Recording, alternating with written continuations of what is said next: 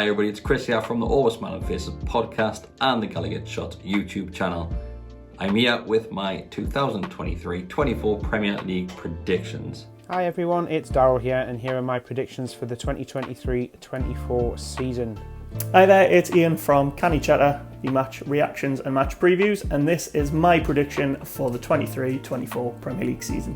Hi everyone, this is Scott from the Gallowgate Shots match previews, Canny Chatter, match reactions, and this is my prediction for the 2023-2024 season. Hello, it's Matthew from the FPL show, and these are my Premier League predictions for the 23-24 season. Hello, I'm Harry, and these are my predictions for the 2023-2024 Premier League season. Hey guys, Joe here, and this is my prediction for the 23-24 season. Hi everyone, this is Andy. These are my predictions for the 23-24 Premier League season for Newcastle and beyond.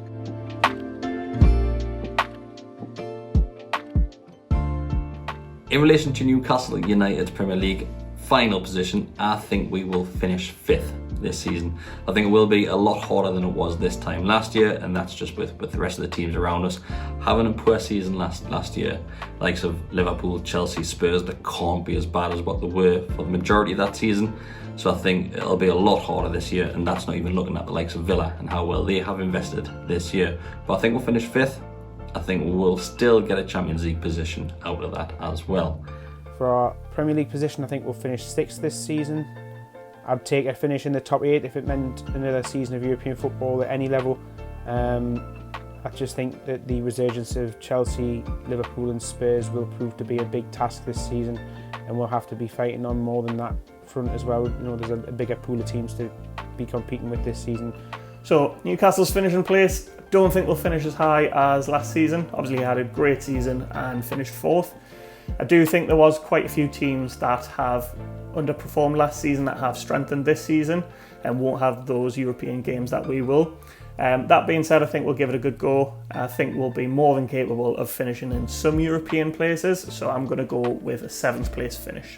Newcastle's Premier League position, I think, will finish in 5th. This year, I think Newcastle United are going to finish 7th in the league. Sadly, I don't think we're going to reach the lofty heights of 4th. I think with the level of competition that we're going to have for places this year and the amount of fixtures that we will have, I just don't think we're going to have that squad depth to be able to cope, unfortunately. Now, I believe Newcastle's finishing position this season will be 7th. Just don't think there's enough depth within the squad to finish as high as we did last year. Newcastle's Premier League position. Now, I've had a long think about this, and I think we're actually going to do one better than last year. With the additions that we've got in and Eddie Howe's intensity with the group, I think we're going to do really well, and I'm going to say we're going to finish 3rd. Newcastle's Premier League position, I've actually gone 6th for us this year. Obviously last season was absolutely incredible, 4th place. I actually think we were the 3rd best team in the league last year. And obviously we were just a bit slow towards the end, kind of just crawling at the end because everyone was knackered. But I do think there'll be a bit of a drop off this year. We obviously know there's going to be extra competitions. We know that those teams that did struggle last year, like Spurs, Chelsea, Liverpool, will all be better and aren't necessarily playing the same number of games we are. And I think there will be an element of the shock factor will have gone with us a little bit, where teams aren't necessarily going to be as open against us. We are going to have to grind out a few more games, and teams are going to really turn up and try and beat us this time around. So I've gone 6th, Europa League. Obviously with the other predictions, I'm going to say we're going to have had a really good season if we come 6th. European football again, still way ahead of schedule, but we've just happened to have a little Champions League cameo at the end of it.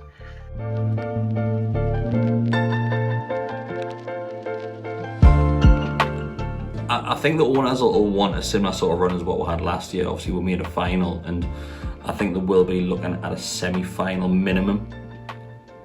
I think now that we've had a taste of what the likes of cup competitions are like when you get to progress to the final, I think the owners will want more of that and see more of it. So I think a semi-final minimum. I think we will reach one of the cup finals as well. That is all depending on how well we do in the Champions League though.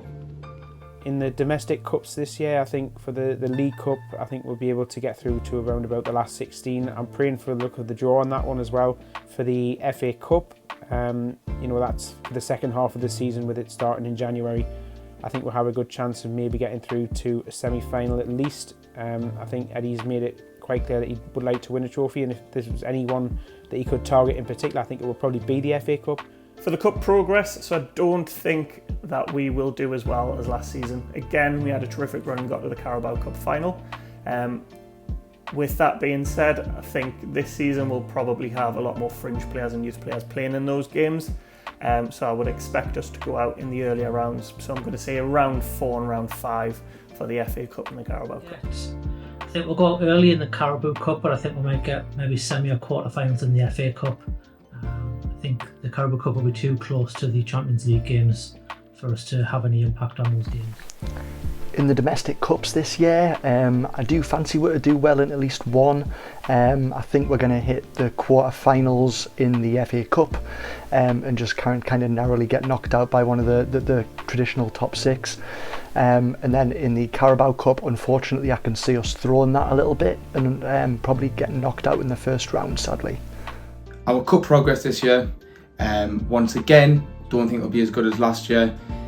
We will get to the quarters in the Carabao and I think a knockout first game in the FA Cup. Obviously both cups occur really in different positions in the season. I think we'll probably get through the first couple of rounds with the League Cup, but maybe bow out to a Premier League team in the 5th round or so. And then with the FA Cup, because it's later in the year, I do think that we have the opportunity to apply more resources to it, so to speak, and take it a little bit more seriously with the Champions League being earlier on. So I think we'll probably get to the quarters of the FA Cup. What will probably happen is similar to last year, we might have an early exit in one of the cups and then a really good run in one of the other ones. Obviously Carabao Cup's a little bit easier, you play it earlier in the season, and I think the big teams don't necessarily give it as much credit as the FA Cup, which obviously starts later on in the season. So I'll say maybe an annoying early exit in an FA Cup, but then another really good cup run, semi-final, maybe a final. But I think this time around, I think we will come across a Man City or an on-form Liverpool, and it might just be a bit too much to get to the final this time around.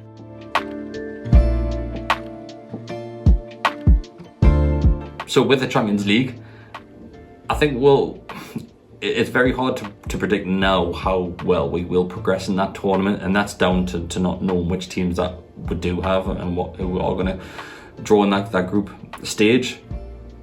I think it'll be very hard to get out of the group just with the pot that we are in and the potential teams that we could draw against.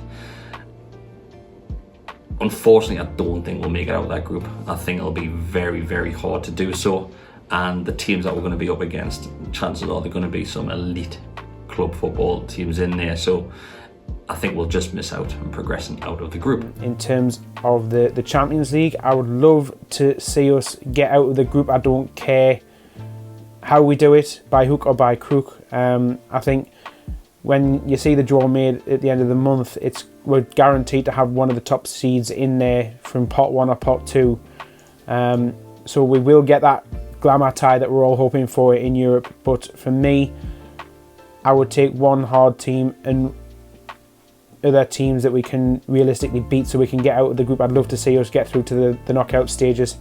This is the big one that everyone's excited about. First time back in the Champions League for at least 20 years.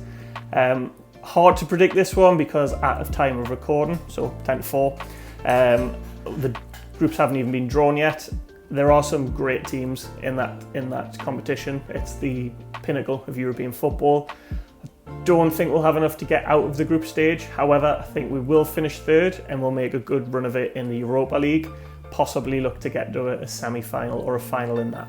Champions League progress, I'd like to see us get into the knockout stages, but realistically I think we might come 3rd in our group and then make a run for it in the UEFA Cup. In the Champions League, I like to think we will have a good go of it. I think we will get out the group. And I am going to go and be really optimistic and say we will reach the quarter-finals of the Champions League. Now, for the Champions League, on the other hand, I do think it'll be a good season for us in the Champions League. I think it's going to be a priority for us.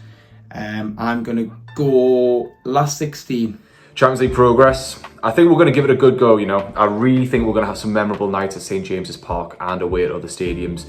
But because of the fact that we're in the 4th seed, I think I think we'll probably finish third in the group. I do think we have a chance at getting out of the group. I don't think we'll necessarily come top because there will be that premium team that will probably beat us because we're not just at that level yet. It isn't as great as we are, we're just not at that level. So I can see us maybe getting through the group and then depending on the draw, maybe out in the early stage of the knockouts, but either way, you know, it's going to be unbelievable and we are the sort of team that could do a shock.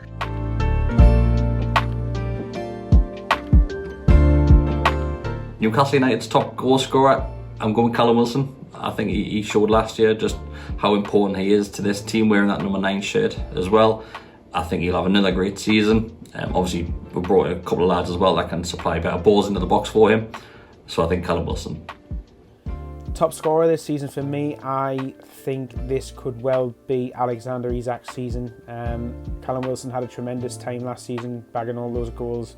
But I think this really will be Alex Isak's time to shine. Top goal scorer, so I'm going to go with Alexander Isak with this one. Obviously he's one of our main strikers. I think with his versatility of being able to play on the left as well, it gives Eddie Howe more options to utilise him there. I think he's got a good full pre-season under with this season. I think he'll carry on the momentum from last season, and I'm going to go out and say he's going to get 20 goals at least this season. Newcastle top scorer, I'm going with Isak. I think this is his season to shine. If he can stay fit and he can get the delivery from the wing players, I think, easy 20 goals a season this season.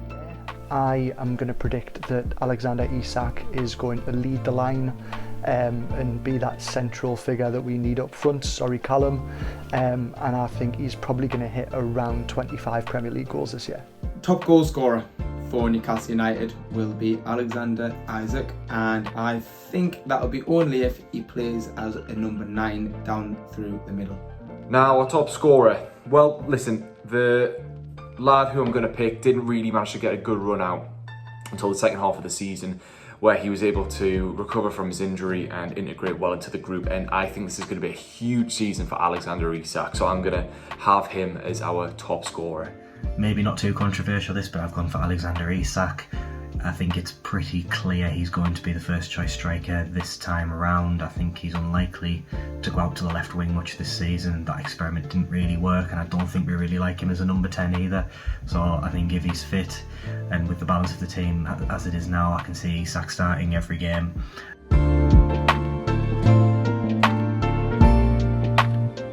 One player to watch, I think it's going to be Harvey Barnes. He's came in with a reputation of scoring goals, and we've needed that help on the left-hand side. So I think Harvey Barnes will be the one to watch. I think he's probably going to get more game time than what Anthony Gordon will get in the upcoming season too. Our player to watch this season, as much as I wanted to say Lewis Miley to begin with, for me it's going to be Elliot Anderson. He's had a great pre-season which mirrors a lot of what Miggy did last pre-season. And I think he's really pushing to start games and feature in the first team in the Premier League this season. I think it's going to be a huge season for him, so we'll have to be keeping an eye on him and seeing how he progresses. I think he'll certainly impress. But the one to watch for me is when you sign in Harvey Barnes. Obviously he's been brought in from Leicester, where he scored I think around 13 goals in a relegated side. I think that's something that we were missing, is goals from that left-hand side from a natural winger.